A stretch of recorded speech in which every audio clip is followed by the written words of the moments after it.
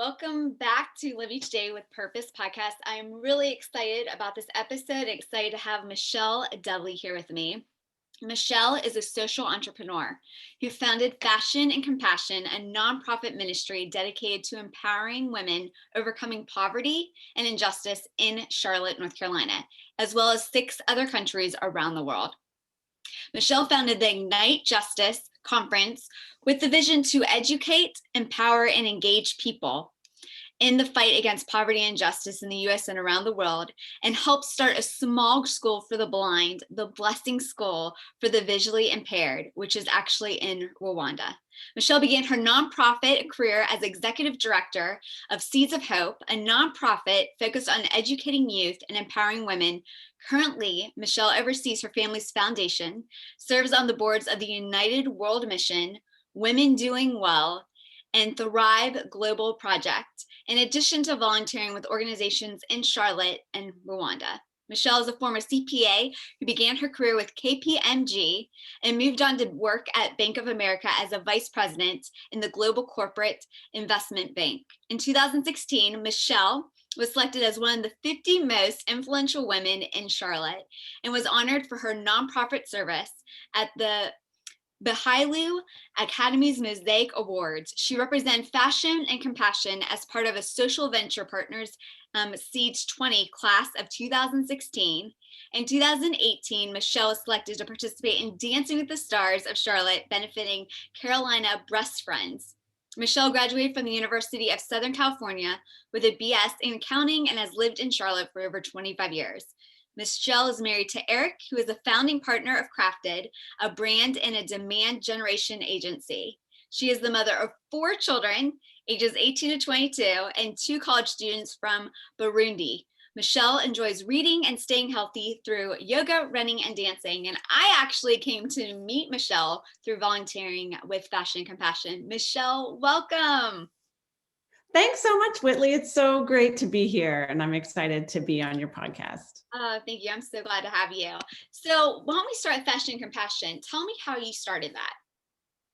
Yeah, so Fashion and Compassion started when the vision for it all started with a mission trip to Africa. Really, I like to call it a vision trip to Africa in 2008 with my church here in Charlotte. And I went really we went to visit some partners in Rwanda and Burundi, which are tiny countries in Central Africa. And as I went, I really came to a really moving point during the trip when we were at a genocide memorial where 11,000, it was actually a church where 11,000 people were killed in just a few hours. And as we stood among the bones, I just felt like I really didn't understand the plight of the suffering. And really felt like this was kind of a turning point in my life. And I was really inspired by the stories that I heard on that trip of forgiveness, the incredible resilience that the people had to overcome difficulty, and kind of put myself in their shoes and thought, I don't have the strength that these people have. And so I want to learn from them. And then I want to do what I can to support them as they rebuild. And so through that, I started doing some work in Rwanda with an organization called Alarm, African Leadership and Reconciliation Ministries. And one thing led to another. And one of the projects that they had was in Uganda, and it was with women making paper beads. So at the time, I'd never heard of paper bead jewelry, was really fascinated by it. The women were making these paper beads in order to feed their families. And I thought, well, gosh, the least that I can do is help sell these beads for them in the community and send the money back. So that's kind of what we did initially. I just sold it through our church, or my dining room was like a store, in my neighborhood. And so just started doing that and started to learn more about women's empowerment, the opportunity of really coming alongside women and helping them do things that could help them support their family rather than kind of coming along and maybe giving handouts. So I thought I really loved the idea of empowerment and what that does for a person's confidence in themselves and their ability to provide for their own families. And so that's kind of, through that, we started selling all these products, and it kept growing. And eventually we launched it in 2012 into its own organization, Fashion and Compassion. And once we launched it, the Lord opened the door to all kinds of other international ministries, as well as a local initiative. I had become friends with a woman in Charlotte that was a survivor of commercial sexual exploitation or prostitution. And she was trying to help other women overcome, get out of that lifestyle. And she was doing it through baking, but she didn't have enough work for them. And I had a box of broken paper bead necklaces and had picked up some beautiful Ethiopian crosses on one of my trips. And so I said, what if we took some of these broken paper bead necklaces and restrung them and put these crosses on them, and we could employ the women that you're trying to help. And so she said, sure. So we did that, and we saw this magic kind of happen when we got the women around a table, just using their hands and having conversation. And it just kind of became an opportunity to engage with the women, give them a little bit of employment. At the time, it was just kind of here and there, but also be able to kind of engage their hearts and have a discussion and talk about what their dreams were for the future. And as I spoke with them and heard their hopes and dreams, I also saw ways that I could connect them to resources, utilizing kind of my social capital. I'm kind of a natural connector. That's one of the things that I love to do. So as I would hear someone say that they were looking for a certain type of job, I'd say, oh, I know someone who does that. Or if they needed a resource, like a legal resource or different things, I was able to make connections for them. So it basically these jewelry projects ended up developing into a weekly meeting. And so currently today, Fashion and Compassion has 3 weekly jewelry projects that serve women coming out of trafficking, addiction, incarceration, domestic abuse, as well as refugees and immigrants. And there's about 10 women in each of those groups. And the women come together, they make jewelry it's about 4 hours. They get paid a stipend, and they make jewelry for half the time. And then they spend half of the time in a lunch and learn Bible study, doing small group mentoring, and working on their goals for the future, where our staff connect them with resources in the community that can help them achieve those goals. And then once they graduate our program, which is typically 3 to 6 months later, we connect them to an alumni program where we stay in touch with them. And so as an organization, Fashion and Compassion sells the products both from partnerships with artisan groups that are predominantly women in countries around the world. And then we also sell the products that the women make at our projects in Charlotte. So I hope I kind of answered more than just your question. No, that's great. I love the idea of actually not just like giving them a handout and just like helping them temporarily, but actually giving them something that helps them to have a purpose, especially coming out of something so horrific. A lot of times when people have gone through trauma, it's really hard for them to get back up on their feet. And so, so just temporary. So to actually then put them into doing something and focusing their attention on that, it kind of helps. It does help them to get through what they're going through and to have a purpose, and also to find healing and have that support. And so that's amazing. Yeah, and absolutely. We actually see with the women that come to our projects in Charlotte, many of them maybe they've never had legitimate employment, or it's been years since they have. And so when they first come, they're oftentimes intimidated by by starting to string beads, because it's not something that they've done before. And, they typically didn't grow up where their mom or grandma bought them jewelry kits. It's, typically it's not their experience they've had. And so once they get the experience of making something beautiful, a bracelet or a necklace, it grows their confidence, that they realize that they can do something. And while it's, they're only with us a few hours a week, it's kind of a stepping stone of confidence toward, okay, I think I can take a step toward a job. So we really view it as kind of work readiness. Love that. So can you kind of go further into sharing a story of one of the artisans? Yeah, sure. So there are a couple artisans that there are so many artisans that I just adore and have been amazing, and have really inspired me. And one of them, it's going to be hard to just pick one. I have 2 in mind, but one is, her name's Angie, and she came out of a women's center for recovery from addiction. And she had been addicted to, all kinds of alcohol and drugs for over 30 years. And most of the people in her life, her family, had essentially written her off, that they said she was not trustworthy, that she she had a couple kids that she didn't raise, and they basically had lost hope. And, for those of us who have people in their lives who have addiction, I'm sure that there are people who can relate to that, to feeling like, there's no hope for this person outside of a complete miracle from God. Well, God, did that miracle in her life. She had grandchildren, and her daughter basically told her she didn't trust her to leave her grandchildren with her. And for whatever reason at that time, that really hit a chord with her. And after, she actually went to prison after that. And when she got out, she had the opportunity to go into this residential program for recovery that's faith-based. And that program, through that program, she was referred to Fashion and Compassion.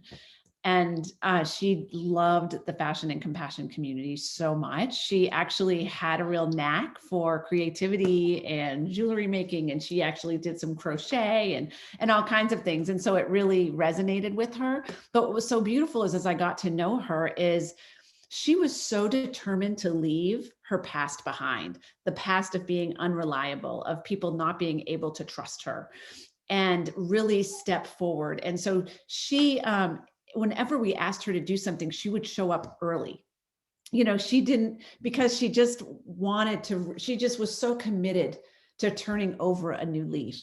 And it's been beautiful to watch, because she's reconciled with both of her daughters.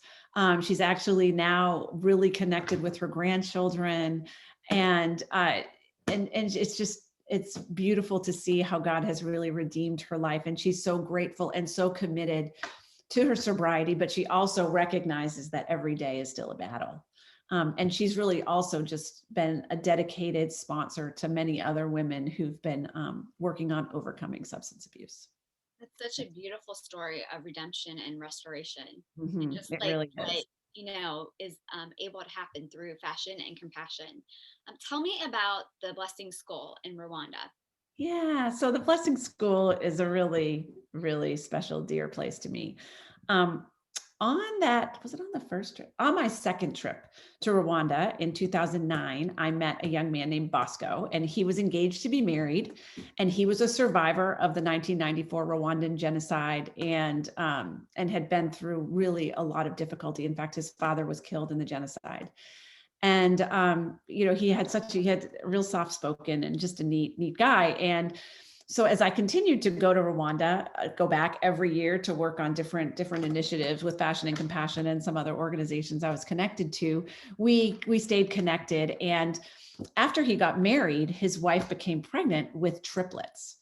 And unfortunately, the healthcare and maternal care is very poor in Rwanda. So 2 of the 3 triplets ended up dying because she went into preterm labor. And the one that was surviving, her eyes had not finished forming. And in the US, actually, they would be able to treat that and to be able to, basically help keep her eyes closed so that her retina could continue to form. But in Rwanda, they didn't have the capacity to do that. So their daughter was born blind. And my friend basically became depressed and lost his job and just went through a really hard time thinking about how, already we're at such a disadvantage. We have so much trouble in this country just trying to, care for ourselves. And now I have this little girl that can't see, and what life is she going to have? And so as he, we stayed in touch, and he shared his heart with me, I said, let's just pray and let's just see what God might do. And so we sponsored him to go through a little development program there about business and nonprofits. And as he went through it, he came out with the idea of what could he do to be able to help other children like his daughter who had disabilities. He felt like it was something that God had put on his heart from when he was young. And so he and his brother and his wife just began researching what it would look like to start a school. In Rwanda, there were only 2 other small schools for the blind in a country of 12 million people. And so they're just, and they only served maybe a few hundred children.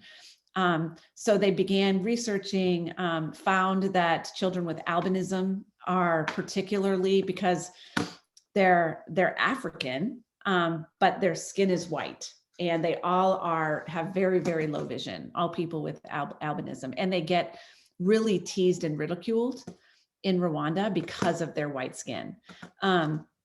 And so he found several children that had albinism and other just visual conditions, blindness, that really were not having a good opportunity to be educated.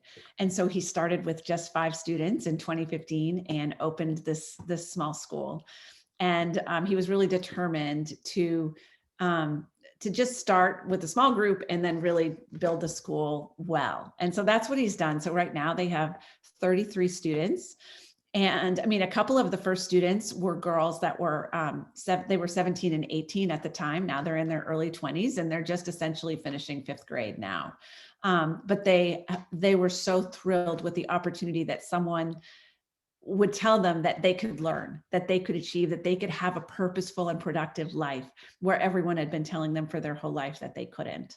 And so it's really beautiful what God has done with this school. And then we're in an exciting time now because he's bought a piece of land, and we're working on helping build a permanent school for these kids, and look forward to it growing in the future to be able to impact more of these kids in Rwanda. So. Wow, that is amazing. I think it's so wonderful when we can take trials and tribulations and just hard things and turn them into good for other people. It's like beauty from ashes. It's just such a beautiful reflection of God's mercy and grace. Um, Tell me more about these mission trips, and are you kind of, with COVID, I guess you're probably not really able to travel. Um, what are you doing, or what is their plans to do to, continue with those mission trips in the future?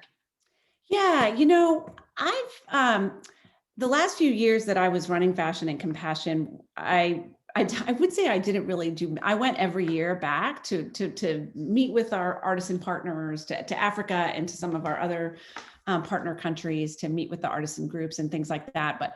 But they were less mission trips, and I would just kind of tell people, I'm going on a work trip, and if you'd like to come along and see what I'm doing, you're welcome to come.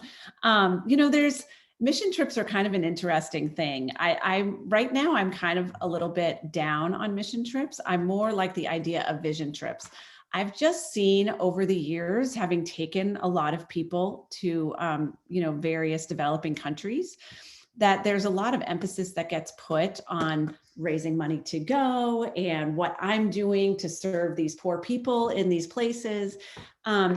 And then I see people, they put all this emphasis, they tell their story on social media, but then they come back and they don't remain engaged with the country or with the project that they saw. That it seems like the trip was largely about them and what they're able to share on social media, or the opportunity for them to see another country. Not that they weren't touched by what happened on the ground, but I just haven't seen a lot of fruit of long-term connection and commitment to the people on the ground, where people will raise $3,000 or $4,000 to go on a trip, but not commit to help one of the children in the school for $30 a month.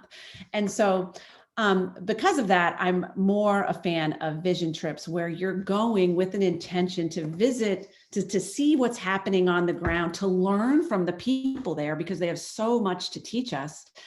And then with a prayer of, how can I be engaged with this organization going forward? What can I do to advance their work going forward, so that it becomes more about about the work that you get to see on the ground, and how you can impact it, rather than on yourself and what you're doing. Because there can be a lot of, mission trips are very taxing for the people on the ground who have to coordinate it. And believe it or not, Americans can be a little bit picky and high maintenance in some of these places. So anyway, so that's, I kind of have a different perspective than I did. Though I say all that saying that the very first trip I went on was called a mission trip, but really it was a vision trip, because we went with the purpose to see and to pray about how we could engage over the long term. And a lot of people on that trip have remained engaged in these ministries. for now over a dozen years. So. Yeah, I would definitely say that I prefer the term vision over mission, because I feel like it does. It kind of puts more of an intentionality and purpose to it, of a long term goal than just kind of this one time thing. You go, you make your impact right then and there for that time, and then that's kind of it. So, And, but and what kind of impact can you really have in a week? You know, I mean, you can like hug on some kids and stuff like that, but there's plenty of people locally who can do that. yeah, So, so if you're not going with a long-term, plan in mind, then is it really worth it? Oftentimes it's causing more harm on the ground than good, unfortunately. So. yeah, that's a good point. Okay, so what is the importance of having like long term partnerships when working internationally? Yeah, I mean, if I hadn't maintained the relationship with Bosco over now a dozen years, I wouldn't have known that his wife had triplets and one was blind, and wouldn't have had the opportunity to come alongside him and encourage him in his dream of starting this school. And so when we just drop in, kind of like what we were just talking about with mission trips, when we just drop in, do a few things for a few days and then leave, we're really not helping. And so, and it's important to look at it as a partnership, because oftentimes us in the West tend to think we have all the answers. And so we go into these countries where we're not really familiar with the context. We don't really know how things were done yet. We come in with all the answers. And so it's really important to look at it as a partnership, to really listen to what's going on the ground, really come to understand. And it takes time to really dig into what are the real needs, not just the needs that I see as a Westerner, because sometimes, a lot of times we put value on different things than people might do in a different context. So really getting to know the people, which takes time to understand, what the needs are that they have, and how you can partner with them to help meet them. Yeah, I know. I've enjoyed my time when I was working and volunteering with Fashion and Compassion. And for those of you that don't know what I was doing, I was basically meeting with the women. I was speaking with the women. I even sat down and made some jewelry with the women. And it was just a really special, precious time to hear their stories, to hear what they had overcome. And it wasn't just me sharing. I got to hear theirs too, but also to see the work of like what it goes into making these beautiful pieces of jewelry, that are making a difference. And that was a lot of fun. So how can people get involved, whether it's through Fashion Compassion or getting involved in these vision trips, or helping out in some way the Blessing School and so many other things that you're involved in? How do people get involved?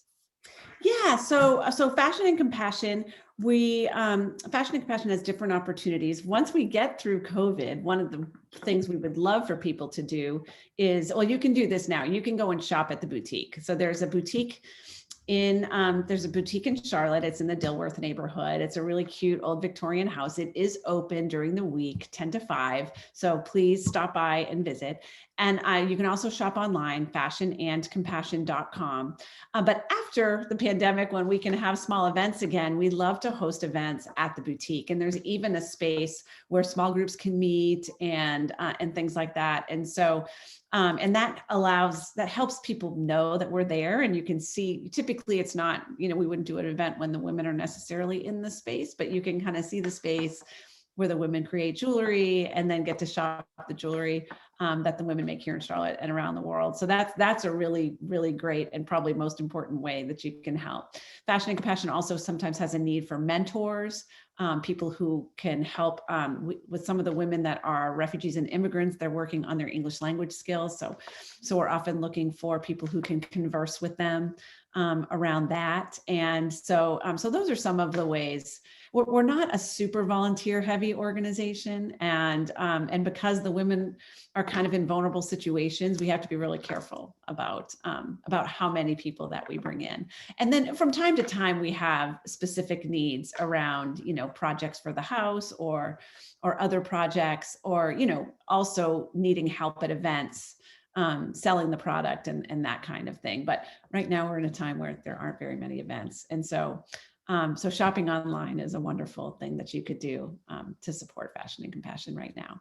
With the Blessing School for the Visually Impaired, the greatest need is for sponsors of the kids at the school. I mean, it's incredible for the education that they're getting.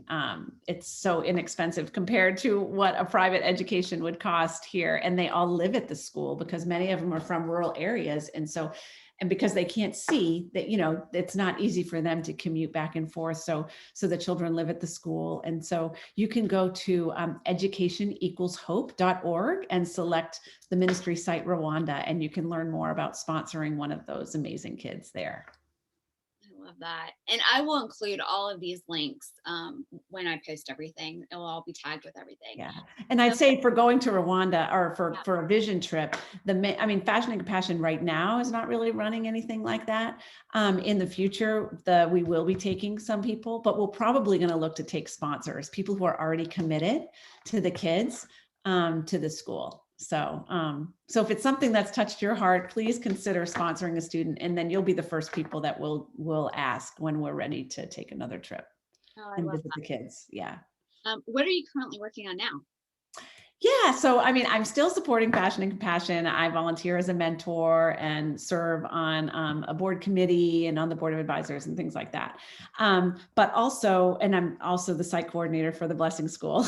And I've recently joined a few boards, as you shared, so I'm doing some work there. And one of the different but challenging and it's been really rewarding things that I've been doing recently is co-facilitating a couple of Be the Bridge groups. And Be the Bridge is an organization that was started by Latasha Morrison, who's an African-American woman who was working at a predominantly white church in Austin, Texas. And she was kind of horrified at the lack of racial awareness and understanding and education that many of the white women specifically in her church had. And so she decided she wanted to get a mixed race group together and just have a discussion. And as they did, the women shared their different experiences and unchallenged one another, read scripture together about what biblical justice looks like. And it was transformative for all of the women in the group. And they felt like, gosh, if more people would do this, I think our nation could actually move toward racial reconciliation and healing. And so I've been co-facilitating a group with a friend of mine here, two groups actually, and it's been remarkable. It's been hard. We've had some really challenging conversations, but it's been amazing to see people's eyes opened to the experiences that our friends of color have every day, that often we as white women, it's not just for women, but of course my group's all women, the things that we have that we don't have to experience, that many people in our communities do. And so it's been really amazing. And so that's where I felt like in some of the boards that I've joined that God's using me a little bit to try to be a voice for racial equity. And so that's something that, justice has always been something that's been really, biblical justice is something that's been really important to me. So it's just taking a little bit different shape than it has in the past right now. Is that groups that, people within Charlotte can join, or is it an online group that people from other places can join? How is that group working? Yeah, so right now our groups we're actually wrapping them up in the next few weeks or so. And I'm not sure if we're going to do another group, but if you're interested, definitely check out bethebridge.com. And feel free, people, I'm happy to share my email too. And people can reach out to me. And then, if we have enough interest, we can definitely look at starting another group. And I think maybe some of the women in our group, as they finish, maybe they're going to want to take it to their own communities. So anyway, so there may be ours is of course all on Zoom right now, like everything is. But eventually I really look forward to, I can't wait to meet these women in person actually, because right now I only know them on Zoom, but yeah. Is there anything else that you would like to add? Anything else that you'd like to share with everybody or let people know about? Well, I mean, I just so appreciate you, Whitley, and allowing me to come on and talk. And so, I guess I just encourage everyone to really think about their own life, think about where they've had privilege or advantages, and think about what they can learn or do in order to really help bridge some of these divides that we have in our own community, which are on so many levels, not just racial, but to help bring more justice to so many people who are living in more vulnerable and marginalized circumstances, but doing it in a way that's not condescending, but that's really learning from the people that are different, because everyone's life experience has so much. There's so much that we can learn from one another. I agree. Well, Michele, thank you so much for being on Live Each Day with Purpose podcast. And I just want to remind my listeners and my viewers to live each day with purpose, making a difference one day, one life at a time. And until next time, I'll see you guys later. And again, Michele, thank you.